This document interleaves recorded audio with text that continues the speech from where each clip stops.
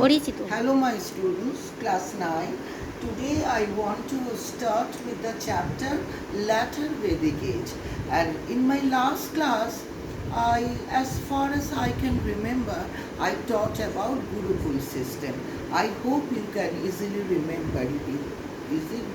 Isn't it? Because Gurukul system of education was very unique and it persisted during the latter Vedic age. And this chapter 3, I told you in the beginning, it will be a comparative study in between chapter 2 and chapter 3, that is early Vedic age and the latter Vedic age.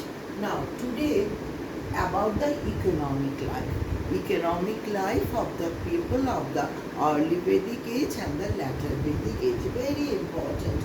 Now, and I told you also another point that this Vedic civilization was based on rural economy, As it was based on rural economy, so agriculture played a very important role, so that simultaneously it was related with domestication of animals and agriculture. Now, economic life. Look at the board, all of my students. Number 1, growing importance of agriculture.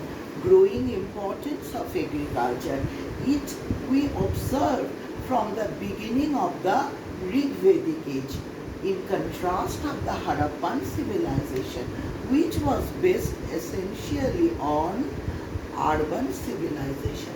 Now, in Rig Vedic age, Yava or barley, the development of Yava or barley, the production of Yava or barley we observed. Now, later Vedic age, much development in agricultural products, new crop, brihi or rice. New crop, all of my students, you notice carefully, new crop, brihi or rice. The latter Vedic Aryans produced many other crops such as wheat, millet and sugarcane. So people were going to familiar with the production of many new types of the crops. Then second, crafts and occupation. In the early Vedic age also, people were very much skilled in various types of the handicrafts and the handmade products. But the remarkable progress which we can observe in the latter Vedic age was the use of iron, because in the latter Vedic age we came to experience the use of iron. Use of iron made a remarkable development. So naturally, a much development everywhere.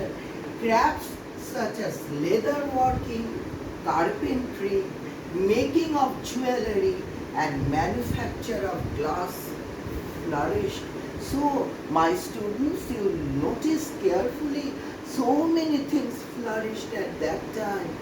Use of iron made of remarkable development, and it was possible due to the use of iron. Crafts such as leather working, carpentry, making of jewelry and manufacture of glass flourished. Crafts specialization in early Vedic period. In early Vedic period, we saw that crafts development, but later Vedic age mass specialization, and one of those specialization was chariot making developed, and as chariot making developed, as a result of that, it became a main occupation among the people of the latter Vedic age. Now, my students, then come to the point that brief comparison among, and trade and industry also. Look at the book, in my book, page number B26. Important changes can be seen in the field of trade and commerce. Commerce was made easier by the use of such units of value as Nishka and the Satmana. these were become the units of measurement. Now, it flourished with the reference to ships indicates a flourishing inland maritime trade. Many of the professions were organized into guilds, which guilds means are institution which control all this market, which control prices and ensure the quality of the goods. My students, short question may come, what were guilds? So you have to write the answer like this. The guilds were the professional organized body which control price and ensure the quality of the goods. Now my students, then about the religious life. About the religious life. Now we know that as the society was based on agriculture, so people had to depend very much on nature. People had to depend very much on nature.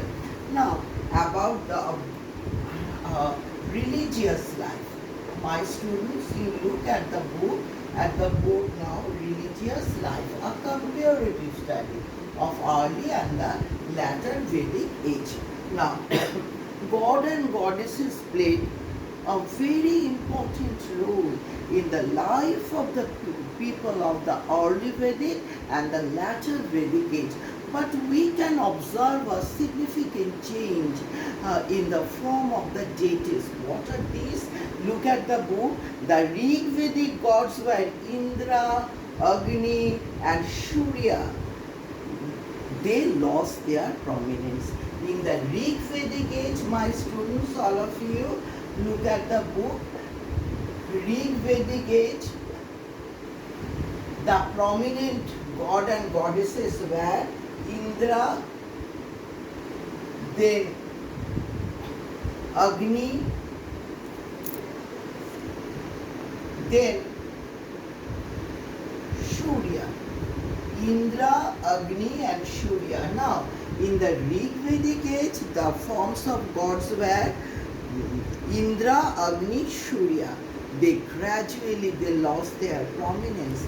New gods, Brahma, Vishnu and Shiva gained prominence. And the latter Vedic age, what happened, my students? All of you notice, because question comes on this. Latter Vedic age, who became most prominent? That is Brahma, Brahma,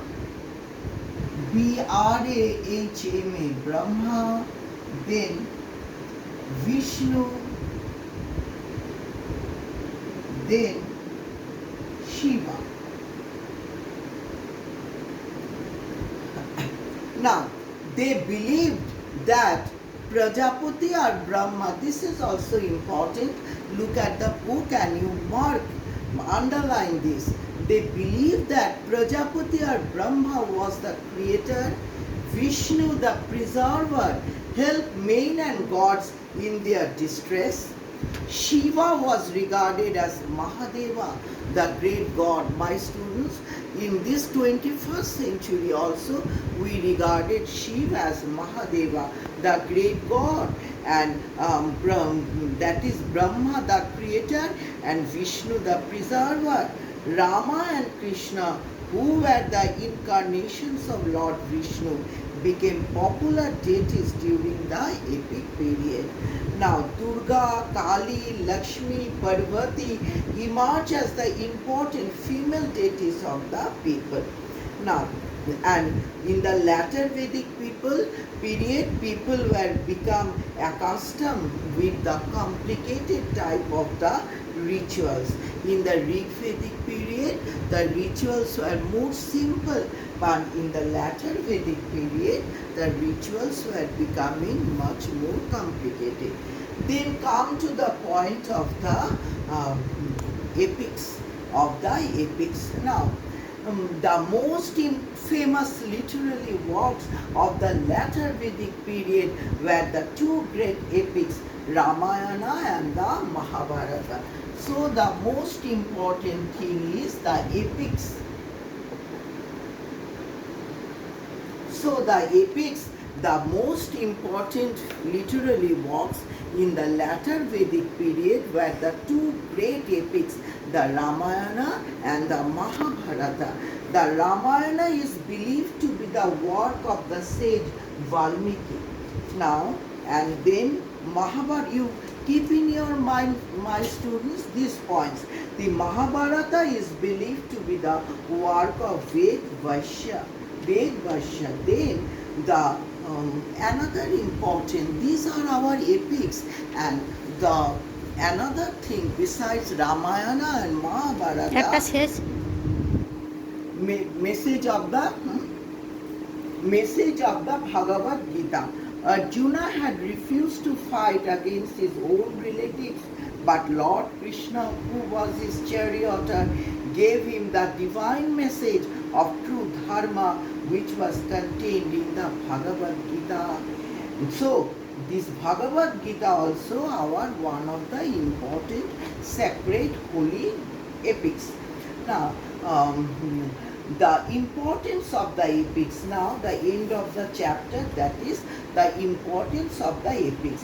The epics serve as the main source of information about the political institutions and the social and cultural organization of the epic age. Number 2, they provide information about the various Aryan kingdoms, about their armies and the weapons they used during the period. The Kshatriyas believed that death on the battlefield was the noblest act in the life of a warrior. Number 3, the epics are acclaimed for their literary and philosophical value. Number 4, they reveal the high ideals of the family life of the Aryans. The great heroes, the Aryans are the heroes, the Kshatriyas, the great heroes depicted in the epics as the embodiment of high moral principles made a great impact on successive generations. Now, next point about Bhagavad Gita. Besides Ramayana and Mahabharata, this Bhagavad Gita is also very important. The Bhagavad Gita, which forms part of the Mahabharata, is one of the most popular religious texts considered sacred by the people of India.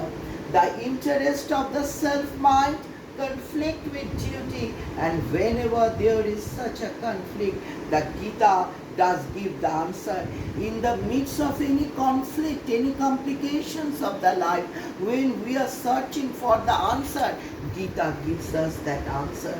That is the secret of undying popularity. Why Gita is so popular? It gives us the solution in the midst of any adversities of our life. That's why Gita is so popular. It teaches that soul is immortal. The main teaching of Gita is soul is immortal. Now, my students, the last part is in your book, in my book, page 27, look B27, there is a comparative study, early Vedic and the latter Vedic age. First is society. Look at the book. Women treated as being equal with men. In latter Vedic, women assumed a subordinate position. Number 2, in early Vedic, the fourfold Varnas. In latter Vedic age, many other caste groups appeared and denial of freedom to Shudras. Besides the four groups, many other groups appeared and the Shudras were treated as untouchable. Number 3, pupils live in the Gurukuls. Number 3 point, in the latter Vedic age, Gurukul system of education continued. Now in the early Vedic age, political life, king was assisted by a few officials. In the latter Vedic age, emergence of large kingdoms and administrative machinery was elaborate. Number 2, in the early Vedic age, Sabha and Samiti were very effective to check the king's power. Number 2, in latter Vedic age, Sabha was converted into king's court. Number 3, in early Vedic age, king received money mainly through the land revenue. Number 3, in later Vedic age, many other taxes were realized. Now, economic life, latter Vedic age, agriculture and the domestication of animals. In latter Vedic age, early Vedic age, agriculture and domestication of animals. In latter Vedic age, produced many crops such as wheat, millet and sugarcane. Number 2, in early Vedic age, crafts included making weapons, implements and ornaments. Number 2, iron was used. As a result of that, leather working, jewelry, chariot making developed. Number 3, in early Vedic age, trade in cloth and leather goods. Number 3, in latter Vedic age, coins and better transport facilities led to growth in trade. Now, last of all, my students, the religious life in early Vedic age worshipped a number of nature gods: Varuna, Surya, Indra. In the latter Vedic age, the religious life, new gods: Brahma, Vishnu, Shiva, Rama and Krishna. Number 2, in early Vedic age, no temples, sacrifice and yajanas were performed. Number 2, in latter Vedic age, rituals became more complicated. Beliefs in smells and charms. So in latter Vedic age, religions and rituals became more complicated. In the early Vedic age, it was simple. Now last point, no hereditary priestly class. In the early Vedic age, we know that the caste system was much more mobility, flexible. People can change the caste, the status of the caste. They enjoy the profession of any caste. But in the latter Vedic age, it was strictly based on hereditary. So now, philosophy of Upanishad, principles of karma and moksha developed. In the latter Vedic age, we came to know about the philosophy of Upanishad, then Ramayana and Mahabharata. So my students, end of the chapter. In my next class, I will teach you chapter 4. Okay, wish you a very nice day. See you in my next class. Okay, thank you.